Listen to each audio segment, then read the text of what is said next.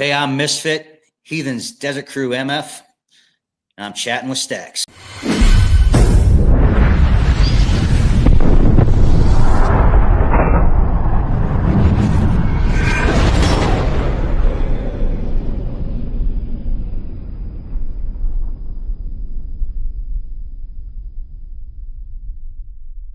Welcome to this episode of Chatting with Staxx. I'm your host, Bill Staxx, and today I got Misfit. You're like around 26, 25 when you get out? I was about 25 when I got out. I really didn't have a path of direction, man. You know, I got out. I got released from Douglas. Basically, it said, "Hey, you got parole. Pack your shit up. You're getting out." I said, "Okay, cool." They walked me to the front gate, gave me $100 check, and said, "Okay, you're out of here." I was like, "What do you mean I'm out of here?" And they're like, "There's a Greyhound bus in Douglas. Hop on the bus and go." And I was like, "That's it?" So actually, I made a couple calls. My parents came down and picked me up. I sat there for about 5 hours waiting for them to come down and pick me up. They came, picked me up, came back home to Tucson. Didn't really do much for like the first couple months, man. I don't know. I was still in prison mode, I guess. You know what I mean? Always looking over my back, just trying to figure it out still. My old man, he was a plumber at the time, and he's like, "Hey, I can get you doing some plumbing," but I always heard his stories, and I'm like, "Yeah, I don't want to do that." So like a dumb, middle of summertime when I got out, I joined a roofing company. Oh. So my first job was doing roofing in Arizona, summertime, 115, 116 degrees, mopping a hot roof with the tar. Yeah. Did that for about 2 months. Got out of that when I saw one of the apprentice kids walking up the ladder carrying 2 buckets of hot tar because we didn't have pumps. Almost got to the top and put one bucket up, went to stick the other bucket, and the other bucket fell backwards on him, and it fell across his arm, his chest, down in front of him, and he fell from the ladder. Just the 3rd-degree burns, and just seeing this kid just laying there, just writhing in pain from the hot tar, just covered all over his body.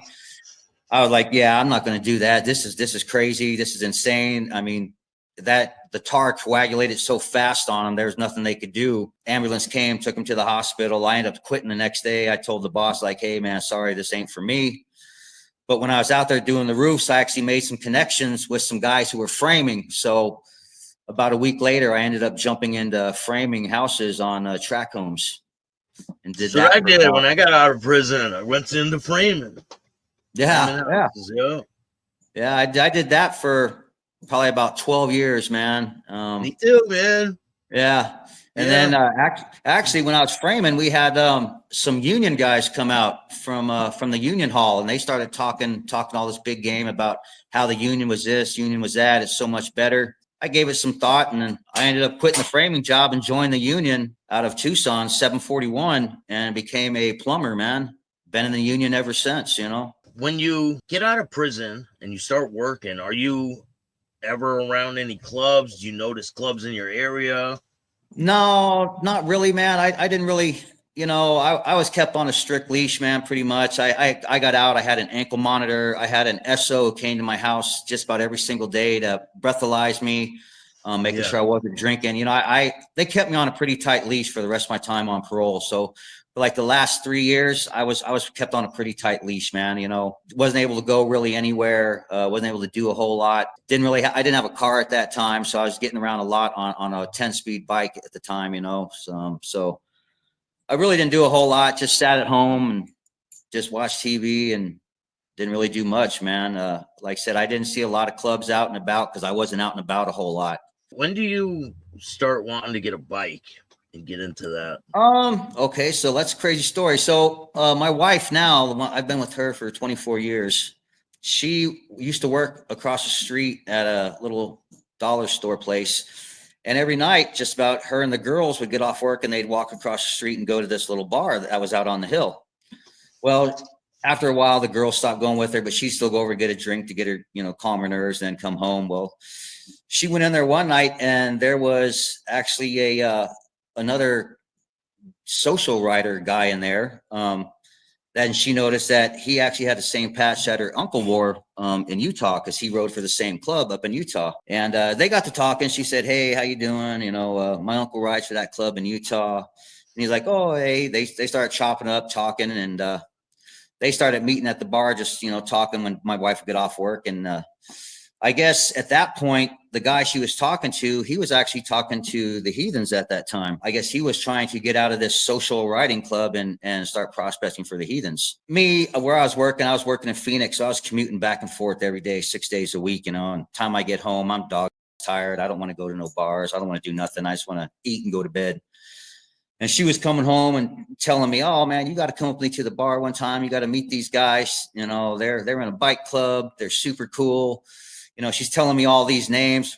Well, as a husband, you know what I mean? When your wife starts telling you about, yeah, I'm hanging out these bike clubs at a bar, you know what I mean? Starts running all these names, you got these thoughts going through your head and you're like, man, who are these, who are these cats up there, talking to my wife and yada, yada. And she kept telling me, no, they're cool. They're cool. They're super cool.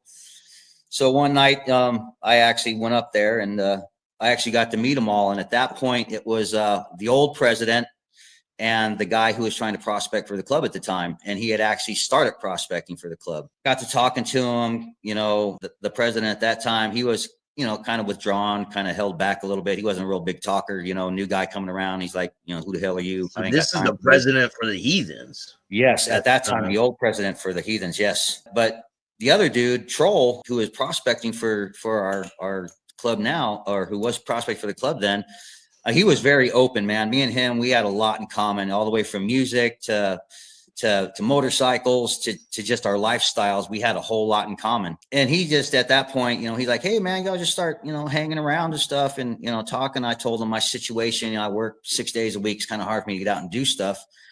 Well, I started hanging out with these guys and I hung out with these cats for about 6 months. And then the vice president finally came back in town because he worked out of town. And that was the first time I got to meet him at the bar. Talking with him, he was a lot more open than the president was, man. He was very friendly. He was, he had, a lot to say, talking to me, wanted to know about me. So one night we ended up closing the bar down and we were ready to take off. And he's like, hey man, why don't you and your old lady come on over? We're going to have a couple more cocktails at the house and, we can talk about some stuff. So went over to his house after that. We stayed up till like 4 a.m, drinking still, talking. And at that point, he's like, man, you've been hanging around the club for about 6 months. If you think something you want to do, you can try to prospect for us. And I was like, yeah, I don't got a bike right now. I'm pretty cool with what I'm doing, hanging out with you guys.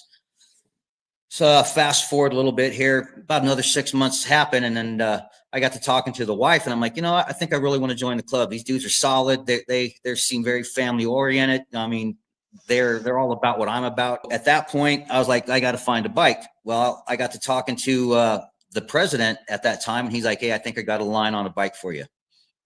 Didn't really talk to this guy a whole lot. Once he found out I wanted to come to the club, he's like, I think I got a line on a bike for you. So he actually helped me get my first bike for the club, which was a 99 rigid Softail. That was the first bike I ever got. When I did get it, didn't know a lot about riding on the streets. Give me a dirt bike, I'll show you what's up. Street bike, a little bit different.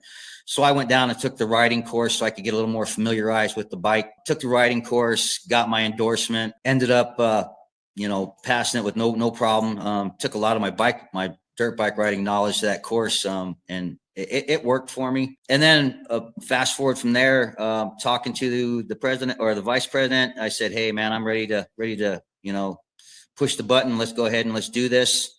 So I started prospecting for them. About 6 months later is when we had our big event where all of our chapters get together at a national. And I ended up going to my first national there and working that. Everybody was very receptive to me, talked to me, informed me about the club, just let me know a lot of shit that I should do and shouldn't do. Made a lot of contacts and I talked with everybody. There was a couple guys that were withdrawn in the club, and they're still that way this day, not with me, but with everybody new coming in. But it was, they were very receptive, man. And after seeing, the more Heathen family, I realized this is where I wanted to be because this is what I wanted. When you start prospecting, what's that prospecting period like for you? What was it like? It was a lot of go, man. I'd get home from work and I knew, when you get into doing this, that there's things you got to do. It's, you just can't be like, oh, sorry, I'm tired, I can't do it. Or, hey, I can't do that. I would get home from work. Instantly, I would know, hey, they know what time I get home from work.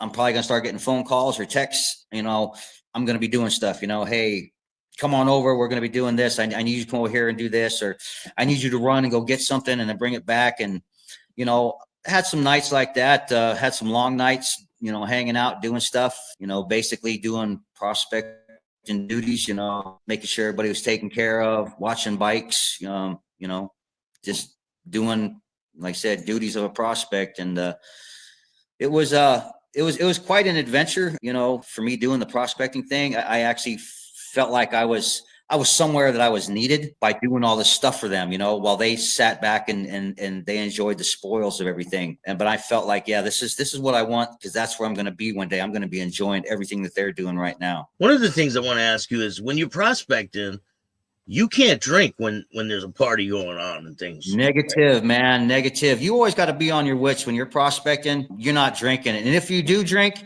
it's probably going to be more towards the end of the night. And that's if one of the brothers say, hey, you can have one and that's it. You know what I mean? But elsewise, you're not drinking. If anything, you're drinking water, soda. You are not drinking any type of alcohol, because you got to be on your wits. You got to be watching. You're the eyes for them. You're basically our brother's keeper. You know, you got to make sure that, you know, someone's coming in, you got to look, make sure things ain't going to go sideways or south. And if so, you're going to intervene first and foremost before they even get to where the brothers are at.